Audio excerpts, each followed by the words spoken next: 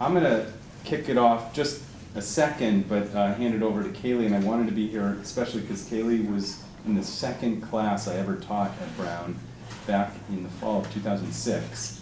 And we were just reminiscing a little bit about even thinking about your business plan you worked on back then. And it's hard to believe it's been that long, but all that time, for the most part, you've been working diligently on really meaningful applications in Africa. And we've been in touch since then, and I'm excited to hear at least the first part of what you're going to speak about, and then I have a competing event. We're doing so many things, they're double booked. But thank you very much for coming back to campus, for sharing your expertise that you've developed through the years, and we appreciate all of our alumni who are generously doing that. If you're not, for those of you who are new, if you're not already on our email update list, you can get on it by going to entrepreneurship.brown.edu, sign up, and then you'll get a steady flow of invitations to come to these kinds of events. Thanks for being here, Kalie. Thanks, Danny. Good afternoon, everyone. As Danny said, my name is Kalie. I'm class of 2008. I was an international relations concentrator. My focus was on global security and terrorism at the time, which I did nothing with professionally, as was the plan. I am currently based in Nairobi, Kenya, where I work for a tech startup. We're a bit of a hybrid of many things. And I've been in the East Africa region for about 8 years now. Today I want to talk about, as briefly and concisely as possible so that we get discussion going, I want to talk about how to use research or how to run inquiry in a startup. This is something that I've seen in a couple of the different positions that I've had over the past few years. Research and inquiry are obviously vital to getting something started, getting something going, and getting momentum. But how to do it and how to prioritize and how to kind of make that actionable are often big question marks for people who are just getting going. A little.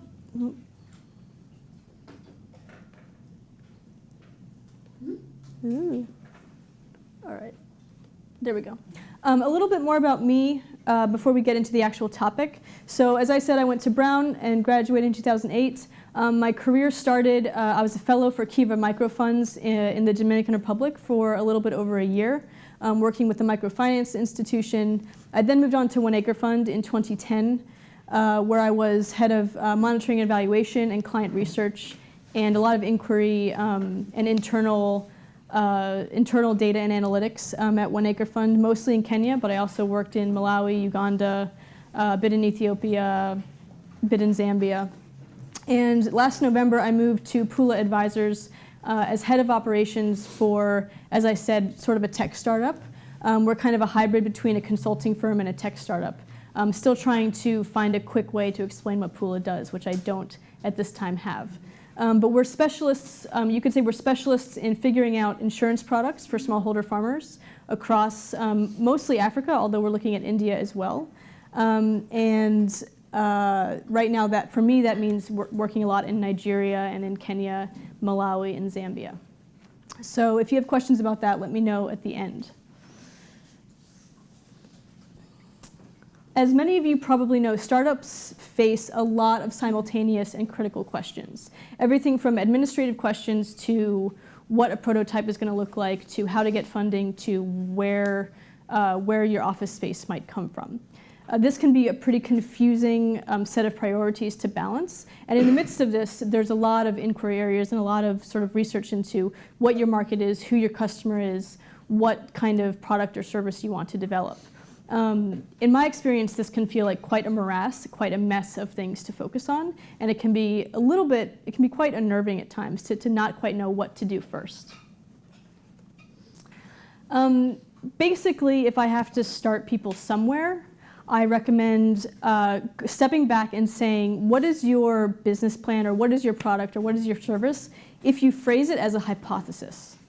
And this is something that you've probably come up with and encountered in your classes here at Brown. You can phrase most services and products or business plans as a hypothesis.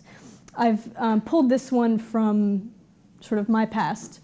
After 1 year of participating in a loan program, farmers will subsequently increase their credit with us from $70 to $165 over the course of 3 years. We will thus see revenues from these loans yield 5% profits to us, which will fund the expansion of our program to 150,000 people. This would be a hypothesis statement that is kind of a riff on what One Acre Fund was trying to do 10 years ago. Before they now serve over 500,000 farmers. And if you went back into their archives or into their sort of mental archives and asked what were they trying to do 10 years ago, this might have been one of the hypothesis statements that was critical to their success. The CEO of One Acre Fund may not have phrased it this way, but it could have been phrased this way. So what are the next thing here is, what are the assumptions that actually they're inside of this hypothesis statement that really matter, that really make or break this hypothesis? So if you go to your hypothesis and you break out assumptions, it might look like this. After 1 year, this concept of increasing credit and earning 5% profit. Those are, in this statement, which is loosely based on reality, really, these are make or break issues in this hypothesis statement. And so if someone is asking, where do I start with prioritization, or where do I start with figuring out if my business plan is going to work, breaking down your hypothesis into these key assumptions might help you know where to go next. So what if this does not happen after 1 year? What if people don't increase their credit? What if the assumption that this is a behavioral assumption? What if this is not what your customer is going to do? And what if you don't make 5% profit because your costs increase when people start to increase their credit, and 5% profit is more like negative 15% profit? These are all things that are embedded within this hypothesis statement that help figure out what you should be looking at or what you should be researching or inquiring about within your own business plan or within your own development structure. Does that make sense?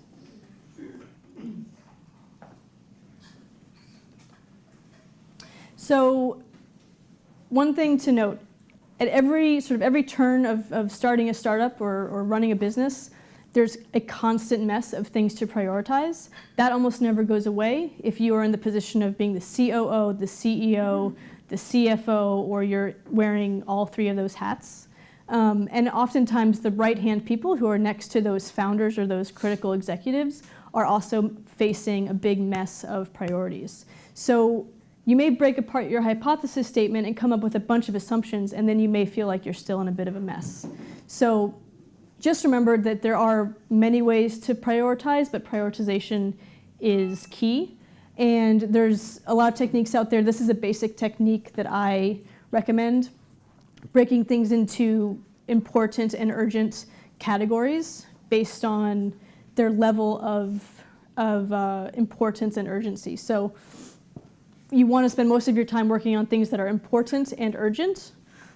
You will probably spend a lot of time on things that are important but not necessarily urgent, like they don't have to happen tomorrow. And hopefully you don't spend too much time on things that are not important yet urgent, but those are things like paying your office rent, which has to happen, but it's not necessarily this big strategic thing that you have to do. And then ideally don't spend any time on things that are neither important nor urgent. This is more of a struggle than one would think. Lots of things feel important and urgent when they actually are neither. So that's just a reminder that when you break these things apart and come up with a laundry list of 25 million things, the next step is prioritization.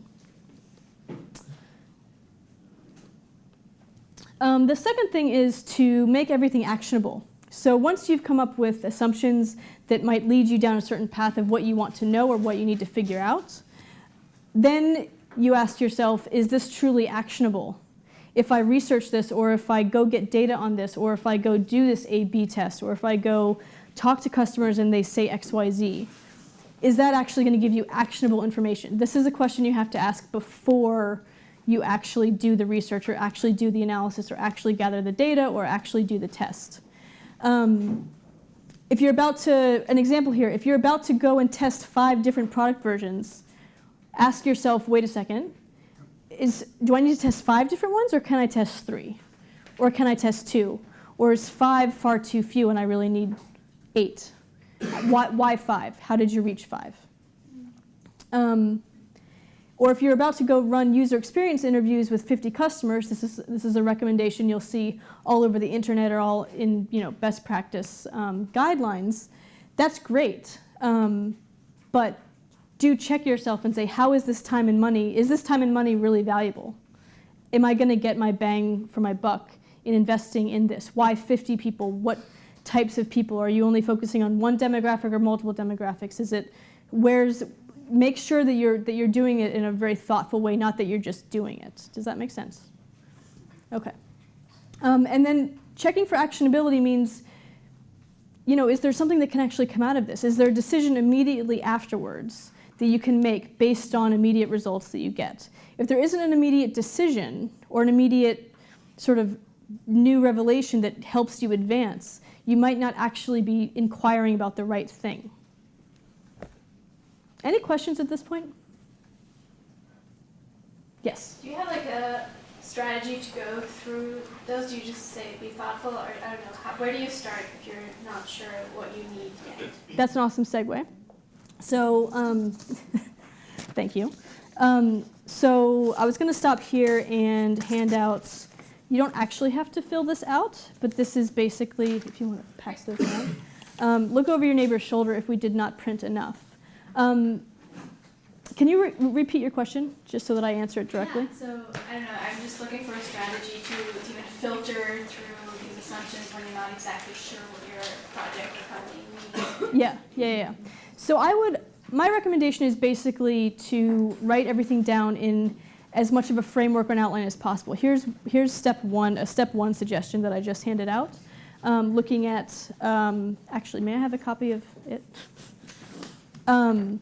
Literally writing down your hypothesis, literally breaking it into pieces, and starting to grade things and put valuations on each assumption.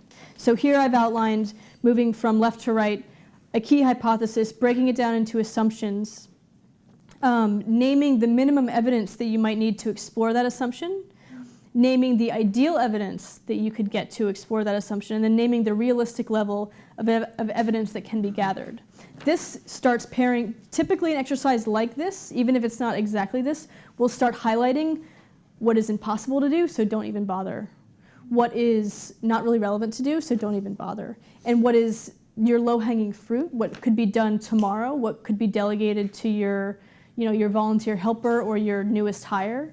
The moment you start breaking things down into lists and putting any kind of rating or valuation on these elements, the faster you start moving towards an actual action. And this is something that you'll find some people do it very naturally, incredibly naturally, because some people are very linear thinkers. I'm somewhere between a linear thinker and a really circular, cloudy, creative person. And so oftentimes, if I feel myself getting in the middle of like, okay, I've just done a big creative brainstorm, I have a million things and I don't know where to start, I try to say, okay, what would the super linear person do? And I go immediately into listing, ranking, valuing, and making best estimates. And one thing that I'll say, it might be in the next slide, is you have to be okay with uncertainty. It's better to make a decision, it's better to put a rank on something or a value on something immediately than to wait and say, oh, I don't know if this should be, top priority or middle priority. Like, just make a decision and see where that takes you. Is that a direct enough answer? Okay, good. Another way to check yourself and to make sure that you're being decisive enough is to make sure that you're not reinventing the wheel with your areas of research or inquiry. So let's say you ask yourself a huge question. The silly example I came up with is someone's trying to design a new type of sock for Generation X.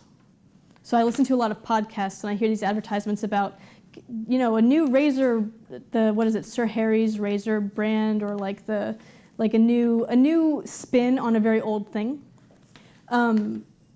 Maybe your research question for that kind of product becomes, I want to know everything that motivates Generation X. That's a massive question.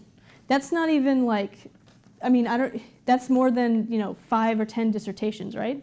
So if you really want to know about those things, first of all, don't put the pressure on yourself to answer that question originally, like from an original perspective, or create the original content for that. Look for parallel and analogous products and services that you can draw from, where you can clearly learn from. If you're making socks for a certain demographic, look at the other single products that are made for a certain demographic and figure out what they did. Or see if you can interpret what they did just by looking at what kind of advertising they did, how you saw them roll out their product, how their website works, whatever that is. And that takes a lot of common sense, right? So one thing that I find, at least I struggled with and a lot of other students that I mentor struggle with, is that when we first come out of school, we feel like we don't, like everything that we don't know, we need to deeply research. And that's great when we're in school and we have the luxury of doing that. And when we're after school, we have to start making faster decisions and saying, okay, I don't know this, but the best guesstimate I can come up with is this. Or the resources I can gather for now, I don't have 16 hours to go to the library and research this, I have 2 to do something else, so let's hack this together. And that's okay. That's absolutely okay. It's a different way of approaching inquiry, but it is absolutely okay. And absolutely do look for academic research into related motivations, behaviors, reactions, patterns that are relevant to these big questions that you may ask. There may not be one researcher who knows about socks and Generation X, who wrote the book on it, but there's probably a lot of researchers out there who wrote interesting pieces about Generation X as consumers in general, or at least Generation X and their interaction with social media, or whatever it may be. So this kind of thing, these kind of big questions that feel totally intimidating to get through, you can certainly triangulate by using fast methods. Any questions on that?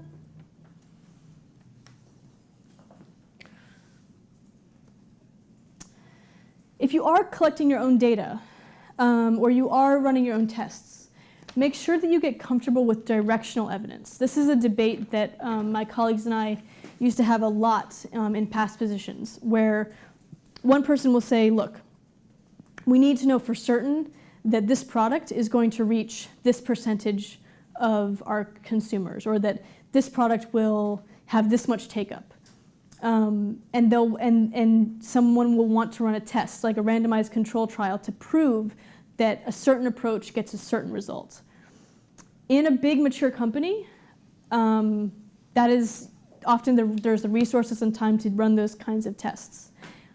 In a startup, that's generally not true. It's generally not true that you can run a perfect test to get very confident answers for really important questions. So I suggest getting very comfortable with what I call directional evidence. That is things like, of the people we spoke to, most like this. And there's no p-values associated with that. There's no control group necessarily. There's no, throw all of the wonderful best practices for running proper experiments, throw that out the window sometimes, because you have to get some directional evidence and something to go on immediately rather than running a full-on test. So you might end up with, I just kind of made up this graph yesterday, but you might end up with a simple bar graph of something related to people in certain demographic groups, and you may just have to go with the fact that these 2 groups have the most of whatever you're looking for, period. That might be the directional evidence that you have to work with. And again, if you get to the point where you're looking at the evidence you've collected and you see this bar graph and you don't know how to action it, then you probably made a mistake in not asking yourself, how are we going to action this information? So make sure that there's always a relationship between the outcome that you're going to look at and the actionability of that outcome. Okay? Any comments? So does that mean you pick the outcome that you can make decisions? Yes. Yeah. Exactly. And sometimes I fall into the trap sometimes of saying, well, this question is so interesting, I'm sure I can come up with an actionable interpretation once I just let me see the numbers. Let me just see what happens. And that sometimes works. And sometimes what's really happening is that there's something going on in my mind that knows what the actionability is, and I just don't consciously, I'm just not able to name it yet. But oftentimes I'm just getting a little too excited about the idea of asking a question, and I'm just very intellectually engaged, and it's distracting me from an actionable outcome.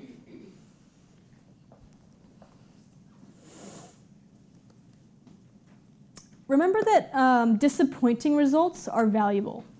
So one of the things that will often happen in my experience is that we will put in a lot of effort to doing a really targeted piece of research or a really targeted piece of inquiry, and we'll have a very actionable result, but for some reason the result we get just feels really disappointing, or it just feels super negative, like no one liked that thing, that product. No one wanted to buy that service. No one wanted to join this. We rolled out this and nobody adopted it. We rolled out this and nobody paid for it. Whatever, you could have a test that just seems to flunk completely. It's helpful, especially emotionally, to remember that that is valuable. Let's say that someone comes out with a result, like we targeted 15% sign-up rates for some imaginary product. We only got 3%. Well, you could feel devastated, which is fair. But you could also start asking immediately, who are those 3%? What makes them unique? These people are clearly outliers. What can we learn about those 3%? And that can be an opportunity. That absolutely can be an opportunity. And these kinds of findings are quite interesting to me if I can just divorce myself from the emotional disappointment of saying, I thought that this was going to happen, and it did not happen at all. You can still turn it on its head and make it valuable. And as just a last slide here, remember to just prioritize once you have outcomes and just go with it. Go with what you have and with what you've gathered. Here, someone may be working on a project and they say, we really are only reaching 30 to 40-year-olds and no other demographic. Fine, take the action. We believe that this is important and urgent. So maybe we should either double down on this group, or we need to figure out how to widen our demographic reach quickly. Or maybe somebody comes and says, the most active customers who joined this program in the first 6 months, or the most active customers for our program joined in the first 6 months, and in the second 6 months, the least active people joined. Well, that also actually to me sounds important and urgent for that hypothetical business. What changed in those two segments of time? Should we pivot back to what we were doing the first 6 months? Was something going really well then? And we just need to discover what that is. Here's another one. The best take-up for our product was when we reduced the introductory price. I've seen something like that become important but not urgent, where like my CFO says, that is not a viable, that finding is interesting to know, but we cannot survive if we change the pricing at all. We're already at rock bottom in terms of pricing. So good, but we can't do anything about that and move on. Let's keep on looking for other ideas. Great. So those are the slides. I'm going to hand out the second piece that continues on that handout about the assumptions. And this is getting back to your question, sort of the doing side, how you might graph out or chart out what to do based on once you've broken out your assumptions, what you may do in terms of figuring out what research or inquiry to follow, and then what actions to take. And there's reminders on there about like constantly ranking, constantly reprioritizing.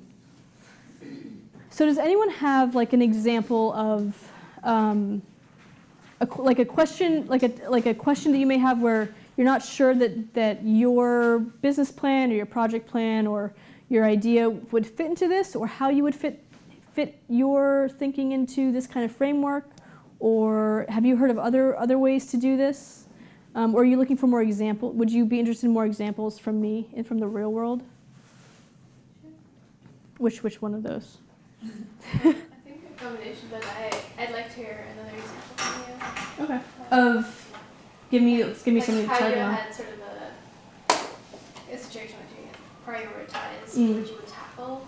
I think something that I'm running into is that we're making a product that's for 3 different groups. It's for individuals, lawyers, and NGOs, and we're really tackling where should we start? Should we make 3 different products? Should we Yeah. make one that's pleasing everybody? Yeah. So I don't know. I think So the real world example I have for the moment is an app that we're working on at my current company, and it's a product that essentially allows farmers to activate an insurance product for their fertilizer or their seed that they've already purchased at a store, to activate that and then to get a payout if there's really bad weather. Now the problem that we've faced with this app is that getting people to activate is much harder than we anticipated, and it's a combination of factors: awareness about the product and why activation is important, the perceived value of the product or the perceived value of the payout, the perceived risk involved in farming, which some people don't perceive it as risky as it actually is, and so we've been through this big redesign process, and we have various stakeholders who make the app work. There's the farmers themselves, there's shopkeepers who are actually selling bags of seed or bags of fertilizer, and those people can prompt farmers to activate.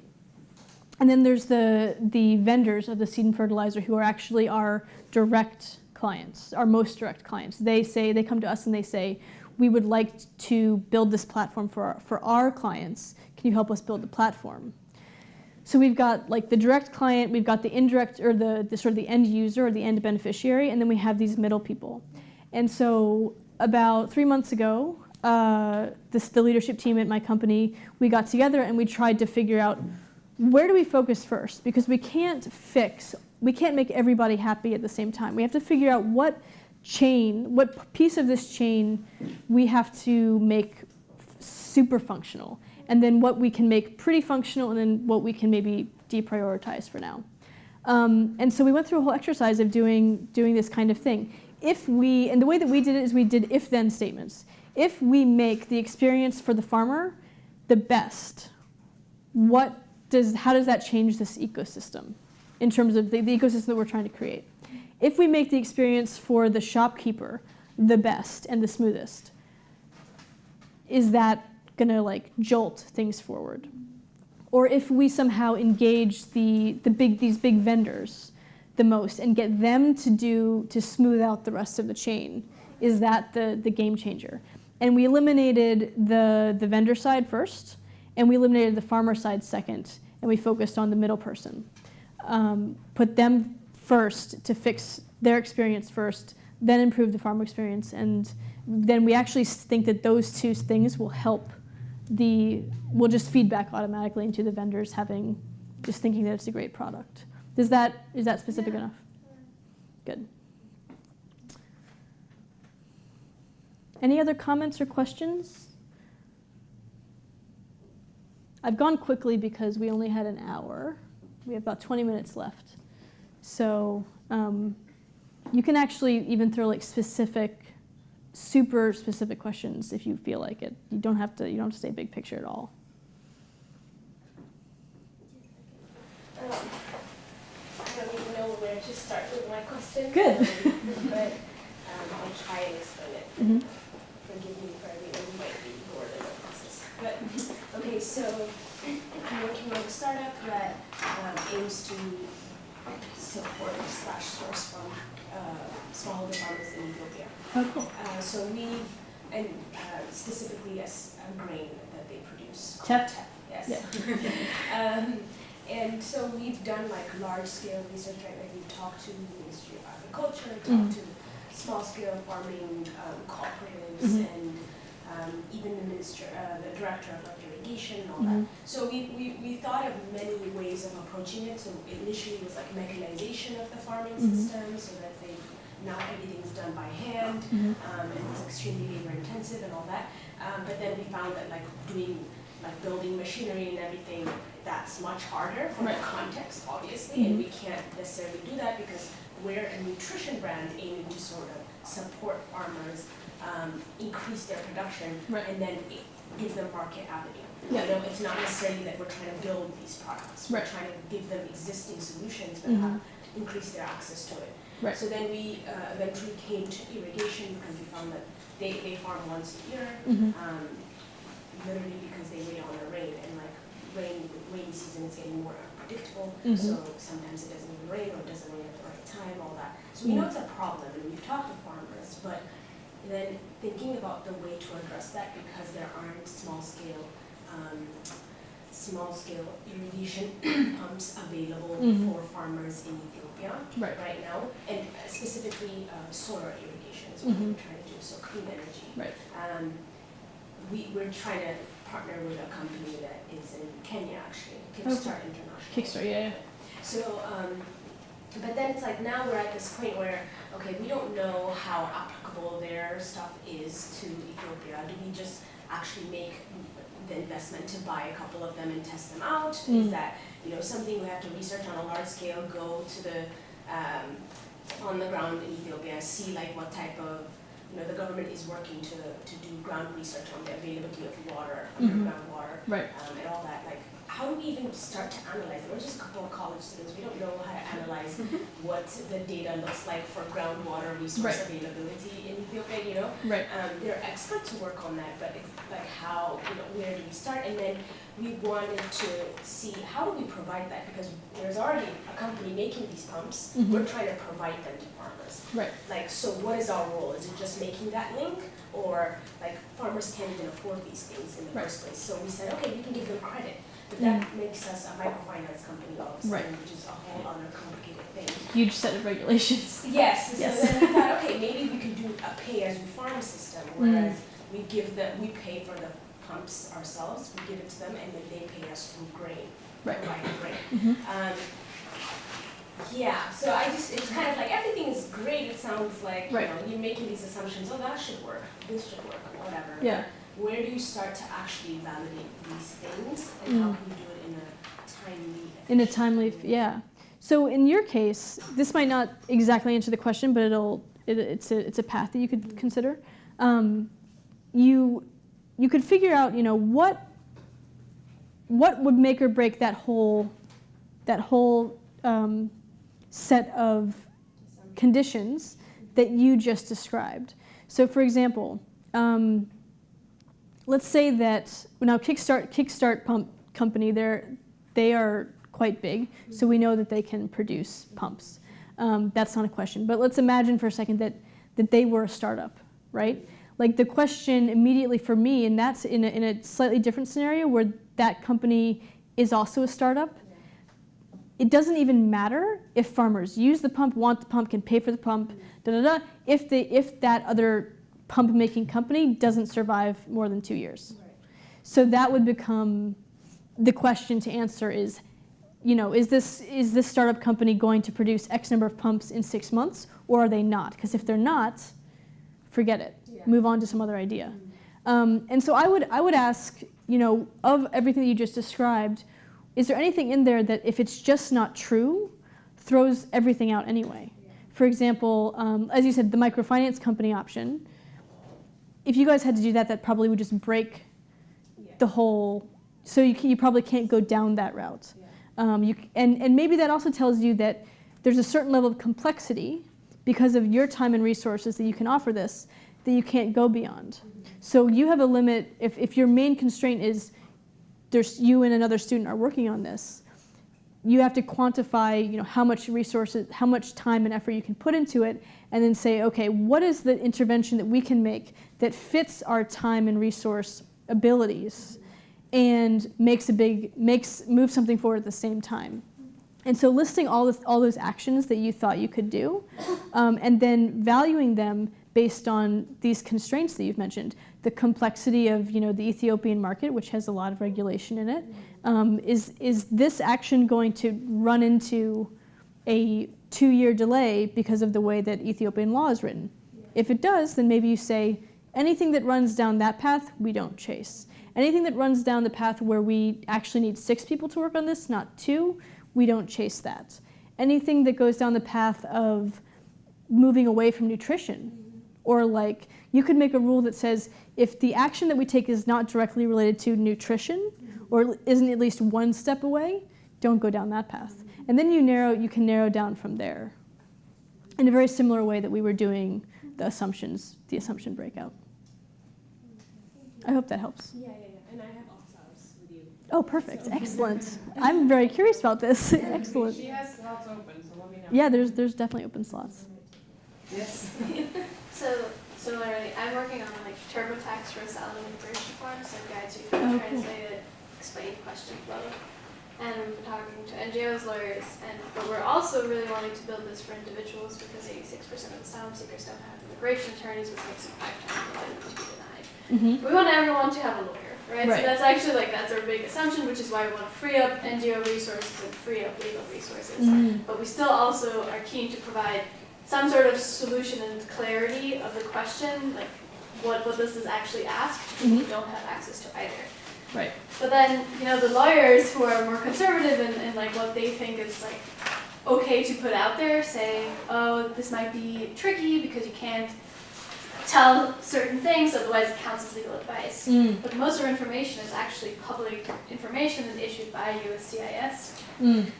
Which is doesn't actually situate us as legal advice, but just as like a form filler, similar to like TurboTax, that actually doesn't give you original content. But there's just like I don't know, I want to make sure that the lawyers feel confident with this, and they say, well, I would only use this if I told my client fill out Form I-589 and come back to me with your questions. So to please them, should we completely eliminate the individual product, like the product for the individuals, or should we just make a different product for them? I just don't know. Like, is it worth pursuing both or all three? One question I would ask is, what does it look like to test run those like? Different. Yeah, if you have 3 avenues, because it sounds like you have at least 2, where there's like pre-filled form versus something else. Or Yeah, there's just like, well, the current solution is just like 14-page paper form. Yeah. 14 pages. Yeah. Questions. Yeah, so like if there's like what does your question is making me think like what does it actually look like for like what does the prototype look like of different versions?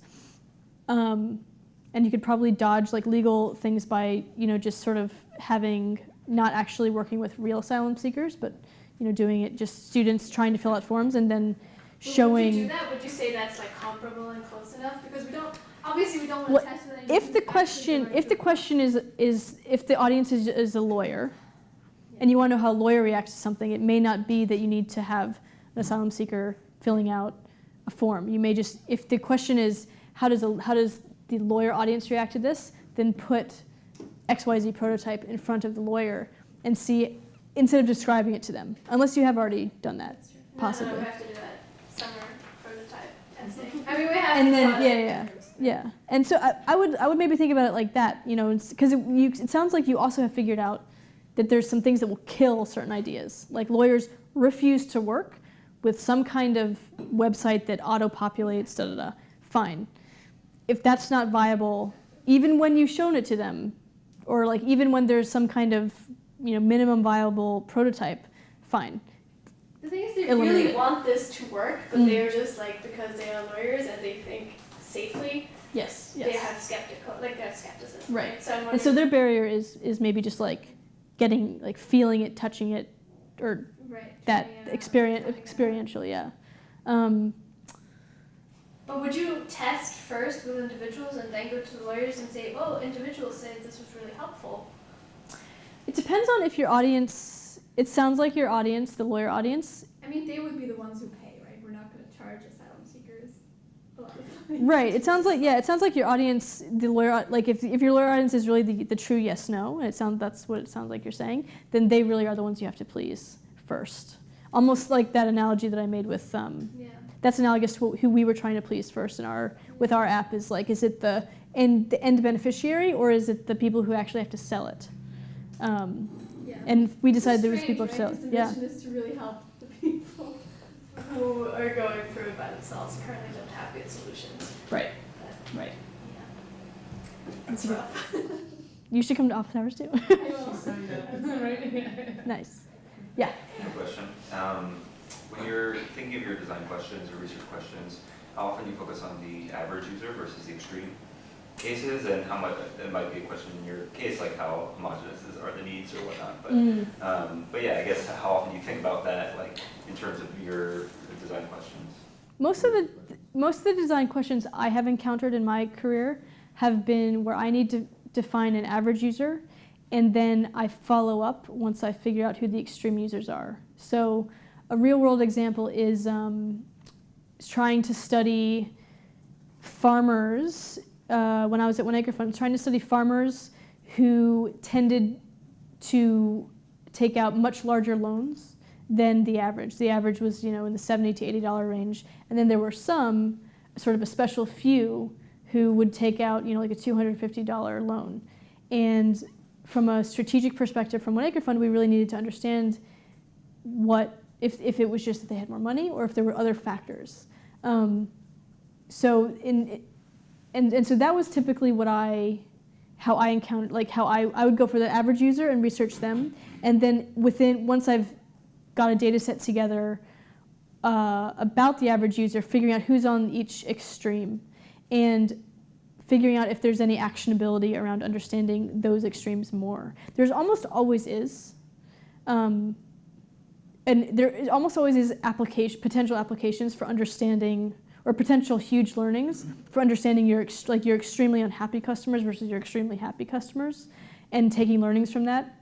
The trick is that there's often so few of them, because they're outliers, that it can take a lot of time,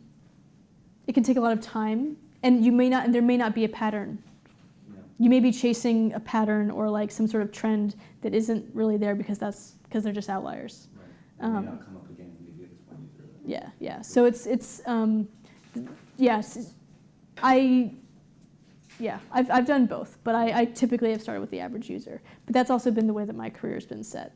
And so maybe different by industry or whatnot. yeah, different by industry and different by product. So when I worked for One Acre Fund, we were our market was potentially the typical smallholder, pretty vulnerable smallholder farmer market in East Africa. A family that had access to like 1 to 2 acres of land, period. Now that's a huge, that's millions and millions of people. And so serving them was really smart. In a market in like the United States, you have all these like industries that have to find little niches to serve because there's such a competitive, busy marketplace here. And so if you're working in like a place like Kenya with farmers, you don't have a lot of competitors for things like finance. Like if you're a finance company or whatever, you have a lot of competitors if you're a seed company, but not if you're doing microfinance loans. So it kind of depends on what you're rolling out. Yeah. Cool. We'll do a lot of user testing. Yeah, seems like they're both in B Lab too. Oh, nice. Excellent. So much user testing coming out. Well, thank you. You're very welcome. Yes. Also, and there's office hours still available.